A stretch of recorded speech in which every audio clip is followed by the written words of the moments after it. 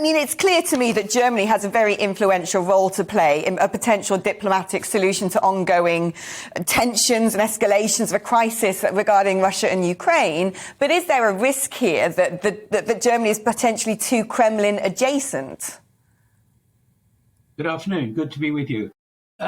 Yes, Germany is often accused of being too soft on Russia. And it's true that historically Germany has always had a preference for negotiating and talking, even when the prospects of talking don't seem to be very optimistic. I think in this case, the present German Chancellor, Olaf Scholz, is rather new. He's only been in office since December. Foreign affairs are not his bag, as it were. He's concerned mostly with economics and finance. He's been rather slow to set out a position. He's been accused in his own country of being the invisible chancellor. And some of the things that Germany has done or not done, I think, have been disappointing. Not selling weapons themselves to Ukraine on the grounds that they have a policy of not supplying weapons to conflict regions. Well, it doesn't stop them selling an awful lot to the Middle East. And to extend that to preventing Estonia from selling on to Ukraine some artillery pieces that it bought from Germany in the 1990s, I think that seems to many people to be taking it all a bit too far.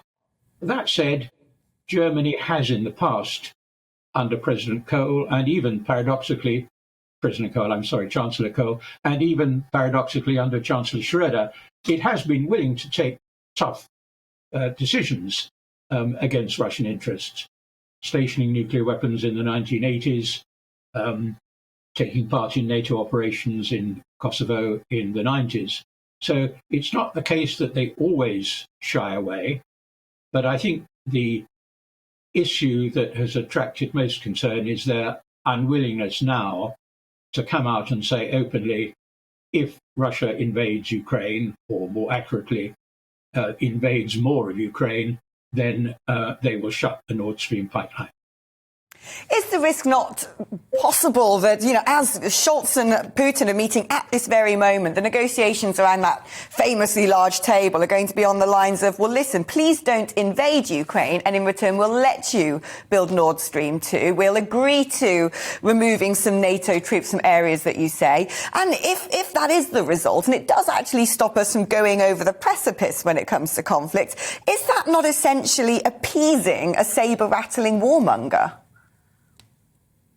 Well, it would be if it went too far. On Nord Stream, Nord Stream 2 is actually built and it's almost ready to be licensed and to start operating. I think if there's no invasion of Ukraine, it probably will go ahead. It's controversial in Germany, but this present government has indicated that it will put it into operation. Assuming that there's no further hostilities in Ukraine. I don't think Germany can itself deliver on its own on NATO arrangements in Central and Eastern Europe. And I don't think it would try to do so. I don't believe that NATO will be willing to change its military dispositions in the Baltic states, in Poland, in Romania and Bulgaria. They're not remotely threatening to Russia. They are purely defensive in character, and the Russians know it. Russia is worried about the political damage to its prestige of the fact that these countries, some of whom used to be part of the old Soviet Union, have, as soon as they became free, opted to align themselves with the democratic West. I don't think Germany would try to do anything to call that into question or to suggest that perhaps they should leave NATO, having already joined it.